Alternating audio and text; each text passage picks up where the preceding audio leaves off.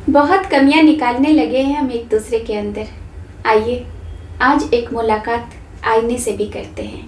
ये आईना ऐसा जिसे हम दूसरों को दिखाने के पहले खुद उसमें अपनी छवि देखें। उम्र गुजर गई दूसरों की कमियां निकालते निकालते।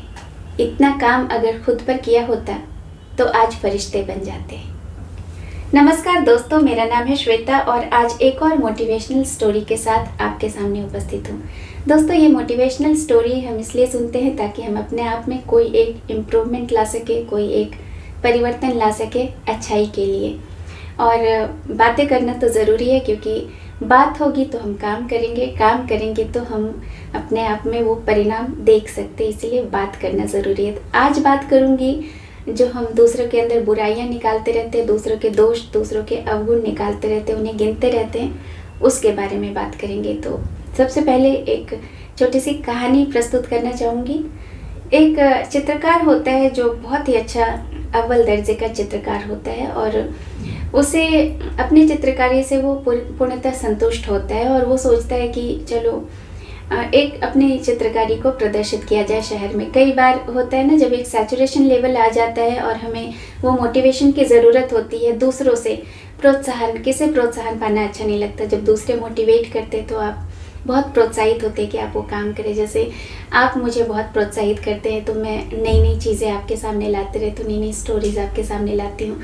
इसी तरह से प्रोत्साहन पाना हर किसी को अच्छा लगता है। तो उस चित्रकार ने भी सोचा कि चलो एक अपनी जो अच्छी वाली चित्रकारी है इसे प्रदर्शित की जाए और उससे कुछ प्रोत्साहन पाया जाए ताकि मैं आगे के काम के लिए थोड़ा अपने आप को प्रेरित महसूस करूं।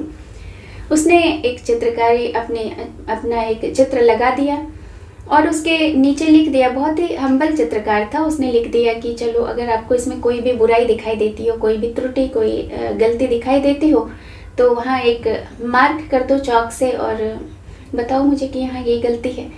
तो उसने लगा करके और वो चला आता है। शाम को जब वो वापस जाता है तो वो बहुत ही दुखी हो जाता है।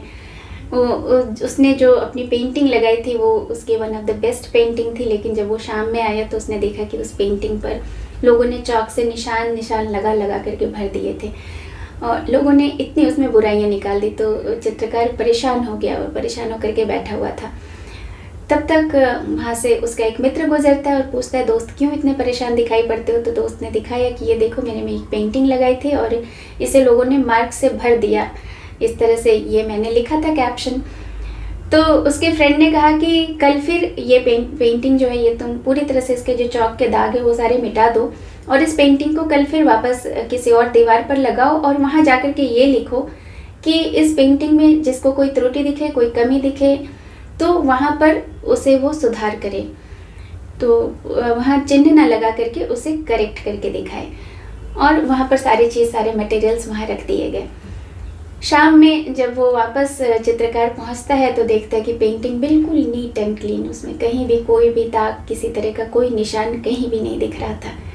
चित्रकार समझ जाता है कि अगर आप दूसरों को ये फ्रीडम देते हो कि आप में वो बुराइयाँ निकाले तो लोग गिन गिन करके, खोज खोज करके वो चीज़ें निकाल लाते हैं। और अगर आप बोलो कि वो जो चीज़ें हैं उसको किस तरह से करेक्ट करना है या आप उसको रेक्टिफाई करने का तरीका बताओ या करके दिखाओ तो लोग पीछे हट जाते हैं। तो ये काम अपने जीवन में कहीं ना कहीं हम सभी करते हैं, दूसरों की बुराइयां करना, निंदा करना और उससे अपने आप को संतुष्ट करते हैं। और ये बहुत ही टेम्पररी सोल्यूशन है अपने आप को खुश करने का कि उसमें कुछ बुराई निकाल दो और ये बता दो कि हम आपसे बेहतर हैं और आप खुश हो जाओ। तो ये बहुत ही आसान सा काम है।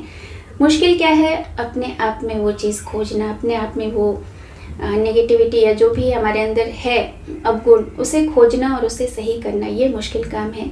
आसान काम तो सभी कर लेते हैं दोस्तों, क्यों ना हम एक मुश्किल काम की तरफ कदम उठाएं और वो करके अपने आप में एक परिवर्तन लाने की वो कोशिश करें। क्योंकि कई बार होता है ना, जब हम किसी को कुछ बोल देते हैं, हम ये रियलाइज़ भी नहीं करते कि ये चीज़ उनके लिए कितनी बड़ी हो गई, हमारे लिए बहुत छोटी होगी। हम किसी को बोल देते हैं कि ये चीज़ तुम्हारे में अच्छी नहीं है, लेकिन शायद वो उसके लिए बहुत बड़ी चीज़ हो। क्योंकि शब्द जो होते हैं ना वो तीर की तरह काम करते हैं। कभी कभी तीर चल जाती है और निशान छोड़ जाती है, घाव छोड़ जाती है। कभी कभी वो निशान जो है घाव भर जाता है, लेकिन निशान जो है ना उम्र भर रह जाती है। इसीलिए जब भी हम कुछ बात करें तो दूसरों की भावनाओं का ज़रूर ख्याल करें कि ये उसको कहाँ तक हर्ट कर सकती है, कहाँ तक चुभ सकती है। दूसरी ये बात है कि इस जो दुनिया है ना, इससे तो हमें कभी ना कभी जाना ही है। दुनिया से जाने के पहले कुछ चीज़ें अपने आप से भी हमें जाने देना होगा, और उनमें से एक ये भी चीज़ है। हमारे ये बकेट लिस्ट के बहुत गिने चुने चीज़ हैं, जिसमें से एक ये भी है कि इसे हम अपने